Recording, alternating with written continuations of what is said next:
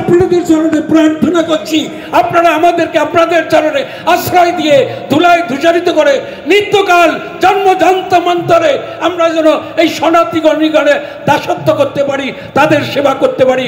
অতএব সমস্ত বিশ্ব একদিন এসে এই নবদ্বীপ মায়াপুর বৃন্দাবনের ধুলিতে ঘোরাঘুরি দিয়ে গৌড়ীয় বৈষ্ণবগণের চরণ ধুলিতে ধূসরিত হয়ে তাদের মানব জন্মকে সার্থক করবে, এ বিষয়ে কোনো সন্দেহ নেই, সন্দেহ নেই, সন্দেহ নেই। হবেই হবেই হবেই, এটা মহাপ্রভুর কথা। অতএব আমরা জানি আজকে এই যে মহারাজ একটু আগে বললেন কুম্ভেতে স্নান করলো, আরে কুম্ভে স্নান করে কি পাবে? মুক্তি পর্যন্ত কি স্নান আছে? কিন্তু মহারাজ কি বুঝালেন?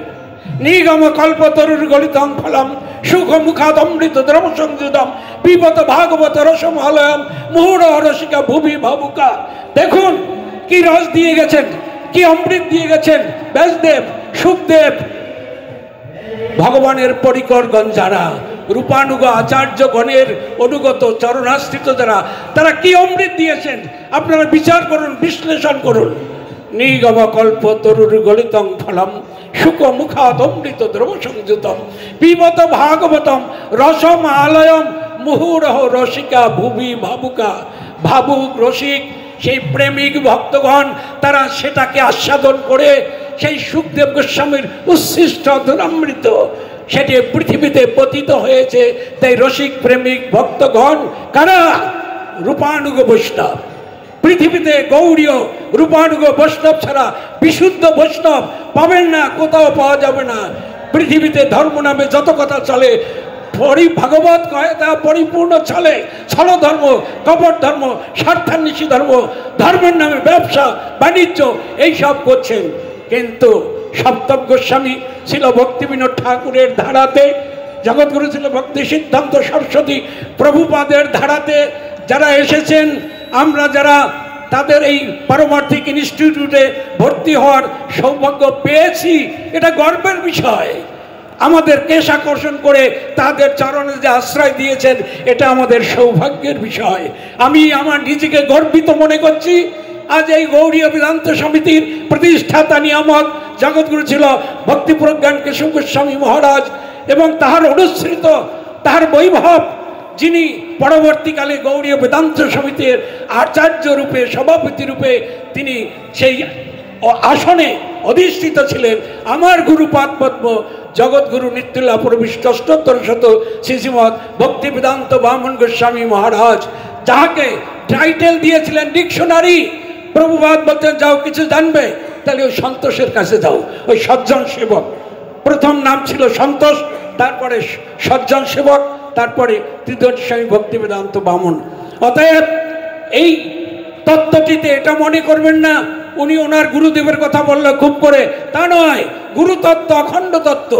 আমরা প্রভুপদের ছত্রছায়ায় সব মিলিয়ে মিশিয়ে আমরা যে প্রচার করব, এই বুদ্ধিটা, এই সুবুদ্ধির উদয় হোক। আমাদের এই প্রার্থনা করা উচিত। আমাদের কামনা বাসনা, ঈর্ষা, হিংসা, মাৎসর্য, একজন আরেকজনকে দেখতে পারি না, একটা মঠ আর এক মঠকে দেখতে পারি, এটা যেন না থাকে। আমাদের মধ্যে সদ্বুদ্ধির উদয় হোক, আমাদের মধ্যে বৈষ্ণবতা আসুক। আমরা সেই রূপানুগ বৈষ্ণবগণের ওই ধুলি বা তাদের পাদত্রাহীন যেটা বলেছেন, সেই পাদত্রাণবাহী হয়ে তাদের ধুলায় ধূসরিত হয়ে জন্মে জন্মে যেন জগৎগুরু ছিল প্রভুপাদের চরণাশ্রিত জনের উচ্ছিষ্ট বুঝি কুকুর হয়ে তাদের উচ্ছিষ্ট আস্বাদন করে জীবনকে সার্থক করতে পারি। আমি অন্তিমেতে আপনারা যারা আছেন সমস্ত বৈষ্ণবগণের চরণধুলি প্রার্থনা করছি। আপনারা আপনাদের চরণধুলি আমার মস্তকে দিয়ে আশীর্বাদ করুন। আমি জন্মে জন্মে নবদ্বীপ মায়াপুরে প্রভুপাদের চরণাশ্রিত জনের উচ্ছিষ্ট বুঝি কুকুর হয়ে তাদের মহিমা কীর্তন করবার সৌভাগ্য লাভ করতে পারি। আমি বৈকুণ্ঠে বৃন্দাবনে যেতে চাই না, আমি নিত্যকাল নবদ্বীপ মায়াপুরে এই থেকে এই সব মহাজন যাদের দেখছেন তাদের গুণগান করতে পারি এবং তাদের উচ্ছিষ্ট লাভে যেন আমি শক্তি সামর্থ্য লাভ করতে পারি এবং আমার দুর্লভ জন্মকে সার্থক করতে পারি। আপনাদের সেই আশীর্বাদ আমি মস্তকে ধারণ করে আমার এই সংক্ষিপ্ত সময় হতি কথার এখানে বিশ্রাম দিলাম। এই সব লীলা নাহি পরিচ্ছেদ আমি ভাবছি